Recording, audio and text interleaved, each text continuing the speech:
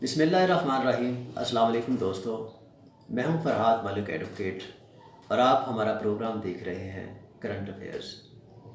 दोस्तों, मुझे याद है कि 50s और 60s की जो दहाइयाँ थी उसमें पाकिस्तान जो था वो दुनिया की तेज़ी से तरक्की करती हुई इकोनॉमीज़ में से एक थी। पाकिस्तान वो मुल्क था दोस्तों, ख़ास तौर पर 1960s में, जो दूसरों को कर्ज भी देता था। आपको याद होना चाहिए कि पाकिस्तान ने गालबन जर्मनी को 13 करोड़ रुपए का कर्ज दिया था अयूब खान के दौर में। यानी कि हम लोगों को कर्ज देने वालों में शामिल थे। लेकिन फिर क्या हुआ?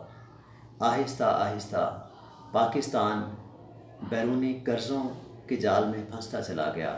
वर्ल्ड बैंक, IMF और दीगर इदारों के जो कर्ज़े हैं वो हमारे ऊपर बढ़ते चले गए। सूद दर सूद हमारे ऊपर बढ़ता चला गया और आज हम देखते हैं कि पाकिस्तान का हर शहरी वो 1 लाख रुपए से ज़्यादा बैरूनी कर्ज़ों का मकरूज़ है। हर पैदा होने वाला बच्चा अपने ऊपर एक कर्ज़ की बड़ी जो रकम है वो लेके पैदा होता है। तो सवाल ये पैदा होता है कि पाकिस्तान के ऊपर ये जो कर्ज़ा है, पाकिस्तान की ये जो बर्बादी और ज़वाल है, इसका ज़िम्मेदार कौन है? वो कौन सी वजूहात हैं जिसकी वजह से आज हम इस हालत का शिकार हैं? तो दोस्तों, बहुत सारे जो रिसर्चर्स थे उन्होंने इसके ऊपर रिसर्च की, पाकिस्तान को स्टडी किया, पाकिस्तान के मसाइल को स्टडी किया। मैंने जो 8 से 10 रिसर्च को स्टडी किया तो उनके अंदर कुछ चीज़ें कॉमन थी कि पाकिस्तान, एक कंसेंसस था उन रिसर्च करने वालों के अंदर कि पाकिस्तान की ये बर्बादी, पाकिस्तान का ये ज़वाल इन फैक्टर्स की वजह से है। तो दोस्तों, वो बुनियादी जो चीज़ें जो पाकिस्तान की बर्बादी और ज़वाल का बायस बनी, वो कमोबेश 5 फैक्टर्स थे। वो 5 चीज़ें जो पाकिस्तान की बर्बादी का बायस हैं। Number 1, corruption. नंबर 2, टैक्स चोरी। नंबर 3, अच्छी और काबिल लीडरशिप का ना होना। नंबर 4, गुड गवर्नेंस का ना होना। और नंबर 5, कानून की हुक्मरानी का ना होना। ये वो 5 चीज़ें हैं दोस्तों जिसने पाकिस्तान की जड़ों को खोखला कर दिया और ये वाकई सच है। आप अगर गौर करें तो करप्शन आज हमारी पाकिस्तान की कौम की जड़ों में बैठ चुकी है। आप किसी भी दफ्तर में चले जाएं, किसी महकमे के अंदर चले जाएं, बग़ैर रिश्वत के, बग़ैर सिफारिश के, बग़ैर करप्शन के आपका काम नहीं होता। जो शख्स जिस ओहदे पर फाइज है वो अपना हक समझता है कि वह अपनी आने वाली नस्लों के लिए पैसा जमा कर सके। वो बाय हुक और बाय क्रुक वो हर अच्छे बुरे, जायज़ नाजायज़ तरीके से दौलत जमा करना चाहता है ताकि जब वो रिटायरमेंट की ज़िंदगी गुजारे तो उसके पास एक बहुत बड़ा बैंक बैलेंस हो। उसकी आने वाली नस्लें जो हैं वो अय्याशी करें, वो अच्छी ज़िंदगी गुजारें, उसकी औलाद उसकी ज़िंदगी में बैरून मुल्क अच्छे तालीमी इदारों में तालीम हासिल करे। ये उसका ख्वाब है और वो करप्शन करता है हर सतह पर। और ये करप्शन सिर्फ सरकारी महकमों के अंदर नहीं है या ये बड़े ओहदों पर बैठे हुए लोग ही नहीं करते। हर शख्स जिस सतह पर बैठा हुआ है वो करप्शन करता है। एक मज़दूर अपने काम को ईमानदारी से नहीं करता। एक छाबड़ी वाला, एक सब्ज़ी बेचने वाला, एक फल बेचने वाला ये कोशिश करता है कि उसकी जो ख़राब और गली सड़ी चीज़ें हैं वो उसको भी आंख बचा के गाहक के थैले में डाल दे। हर वो शख्स जो सड़क पर बैठा गाड़ियों के पंक्चर लगा रहा है, वो उसकी कोशिश होती है कि पंक्चर एक हो तो वो 2 बताए, 3 बताए या 4 बचाए। यानी कि हर शख्स जहाँ बैठा हुआ है वो करप्शन करता है। गवाला आपको खालिस दूध के नाम पर पानी मिलाकर या केमिकल्स मिलाकर दूध बेचता है। यानी हर वो चीज़ जो आप इस्तेमाल करते हैं उसके अंदर मिलावट, उसके अंदर बेईमानी मौजूद है। इसी तरह से टैक्स चोरी। पाकिस्तान का कौन सा शहरी है जो ईमानदारी से अपना पूरा टैक्स देता है?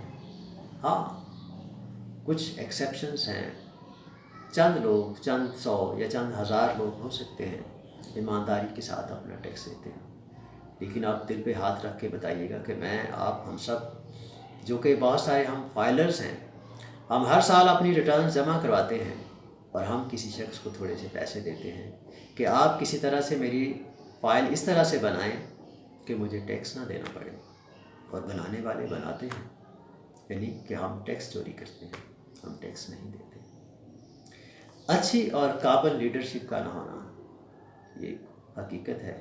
हमारे पास जो भी हुक्मरान आते माजी में या मौजूदा, ये सब आम आवाम के मसाइल का इदराक कर ही नहीं सकते, क्योंकि इनका आम आवाम के साथ ताल्लुक़ नहीं होता। ये आम लोगों में से ऊपर नहीं जाते। इनमें से ज़्यादातर पैराशूटर्स होते हैं, इनमें से ग्रास रूटर्स बहुत कम होते हैं।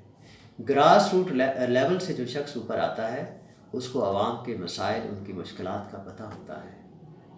कुछ लोग ऐसे हैं जो ग्रास रूट लेवल से ऊपर तो जाते हैं, लेकिन शायद ऊपर जा कर के वो अपनी लाइफस्टाइल, अपनी ज़िंदगी को चेंज कर लेते हैं, तो वो भी अपना ताल्लुक़ जो है वो आम आदमी से तोड़ देते हैं।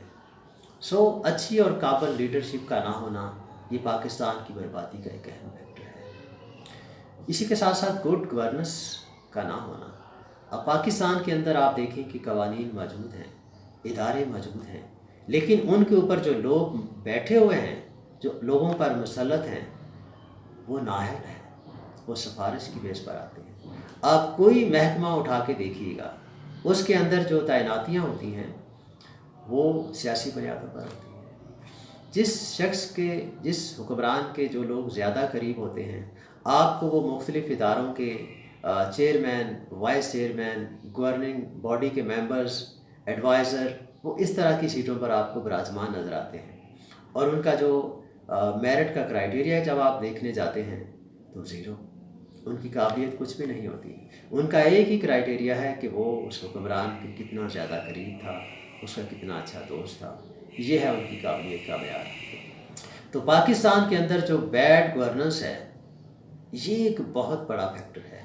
जब नाअहल लोग हमारे ऊपर मसल्लत होते हैं तो वो परफॉर्म नहीं कर पाते। जब वो परफॉर्म नहीं कर पाते तो वो महकमे, वो इदारे बर्बाद होते चले जाते हैं। आज आप देखते हैं कि पाकिस्तान के अंदर महंगाई का जिन बेकाबू हो चुका है। अब महंगाई को जिन इदारों ने, जिन महकमों ने कंट्रोल करना है, उनके पास कोई विजन नहीं है, कोई प्लान्स नहीं है कि वो इस महंगाई को कैसे कंट्रोल करें।